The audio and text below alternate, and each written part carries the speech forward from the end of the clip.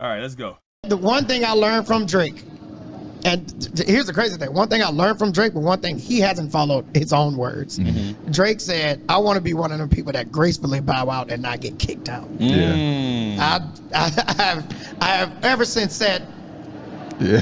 You really thank y'all. Yeah. I appreciate y'all. I'll see y'all. I'll see y'all when I drop. Don't worry about it. I'll just drop something. Yeah. Let me know if you heard it. Yeah. Drake is like, no, listen. Okay, I got another one. Hold, check this out. Check this out. Y'all didn't like that one? Okay, real quick. Just one more. Let me try one more. And then he's the person that he said, he didn't want to be. And I learned that from him. God damn, Drake, Nappy Boy, straighten you right the fuck up. Nappy Boy, straighten you right the fuck up, huh, Drake? Huh?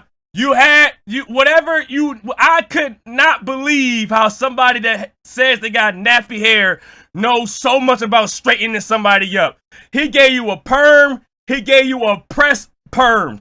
He straightened you right up, Drake. He was saying what we all was thinking. And I was hoping that you could just, take his advice.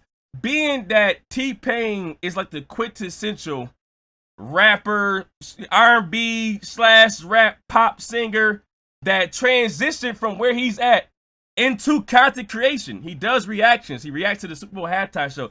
He transitioned from where he was at to content creation. He bowed out gracefully. I didn't even know what freaking T-Pain stopped. I didn't even know what T-Pain stopped rapping, stopped singing, stopped producing. He bowed out gracefully, became this content creator, making money out of it, doing these podcasts, doing these shows, doing what you need to do. He doing what you need to do. You need to follow your own advice. You said you want to be the one to bow out gracefully and not get kicked out, but look what's happening. We are rejecting you, Drake, and you're still out there trying to find ways to appeal to the people. I dropped an album. Album was trash. I don't even promote the album. Album was trash. I'm trying to go to a concert. I don't even want to be at the concert. I don't want to be on the tour because it's the fastest tour in tour history. You started in February in Australia and it ended in February. You got up out of there! I heard T-Pain loud and clear. I didn't need no auto-tune. T-Pain said it loud and clear. Drake told me to bow out gracefully, or he wants to bow out gracefully and not get kicked out. You're doing exactly what you don't want to be. You're getting kicked out. And instead of you taking this as advice, how do you take it? How do you take it as, Drake? You take it as hate, right? This is what you respond as hate, right? Champagne Poppy says, after T-Pain says Drake hasn't followed his own words of I want to gracefully bow out and not get kicked out, Champagne said, this guy always had resentment for me. You can hear it every time he speaks on my name. Now, I don't know what he's talking about because I didn't hear no resentment in here. I felt like I helped. It was like more companionship. So you're one of your companions, one of your peers is trying to give you the advice you gave them. You gave me this advice, but you're not using your own advice. I use your advice, but you're not using your own advice. And Drake is over here tweeting, Instagramming away. Every time somebody says something about Drake, somehow Drake is on the freaking web. Drake is on the fab. You Spider-Man! This dude is Spider-Man. He Drizzy Parker. You are always on the web, no matter what. Drake is always on the web. If you're always on the internet, why not use it?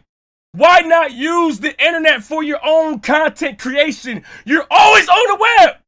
If you're posting your plastic stomach, you're posting your plastic stomach on Instagram. You're always tweeting and commenting on people's freaking mentions about you. You see the politician over there, you drop a comment. You see T-Pain say something, you drop a comment. You try to be on freaking Streamer University, you like posts. You freaking follow 18-year-old girls off of Streamer University. You do everything that's involved around being a content creator except for making fucking content.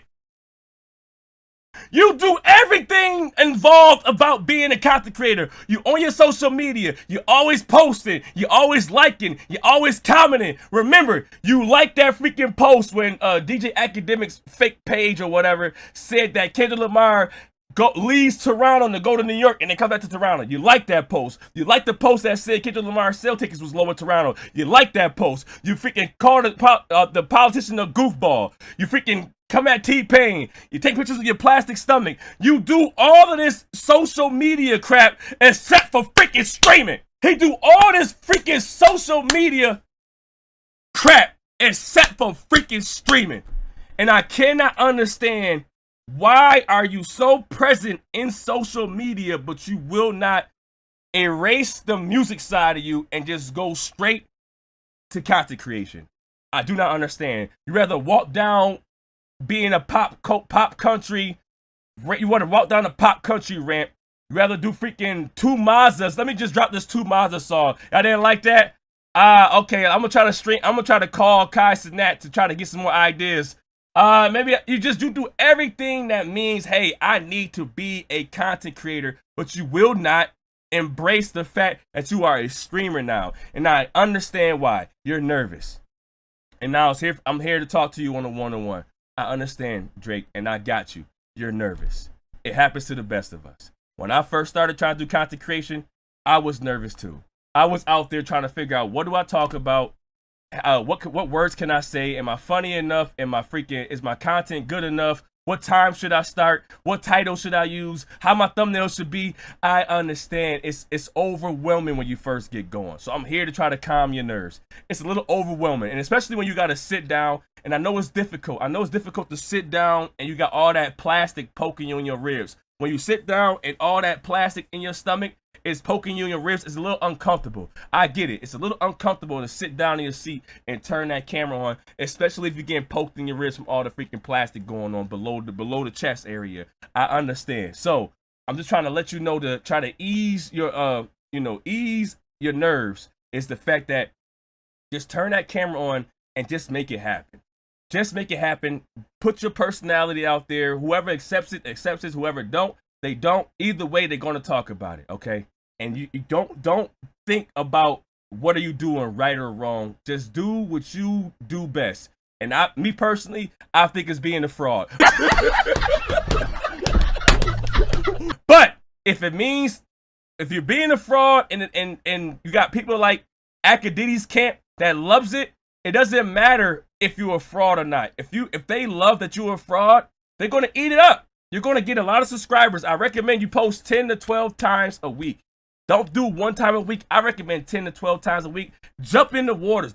Stop tipping your feet. Stop, sprinkling your toes in the water. Just jump right into the water. It's a scary field. You're going to leave everything that you know. You know about being an actor and a freaking a rapper that got ghostwriters. If you put this into this field, use the same ghostwriters that help you out with your lyrics and have those ghostwriters help you out with your content. Use the same ghostwriters, make you feel comfortable. Use those ghostwriters to make your thumbnails, make your freaking titles, make your freaking content.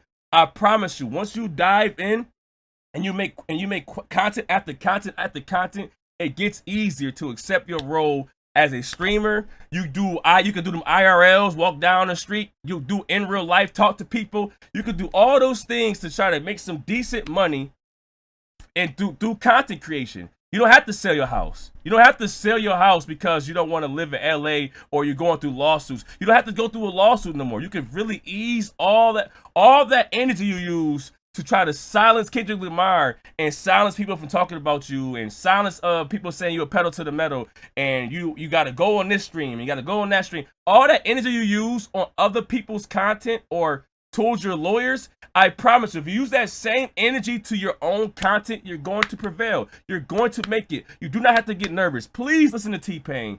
He's trying to learn you something. Do not take this as, him dissing you. Every time somebody says something about you, you think it's a diss.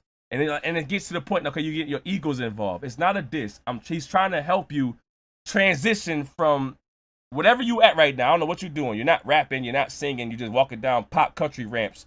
Whatever you do right now, he's trying to help you transition from that into streaming. And all I want you to do is fucking stream. That's it.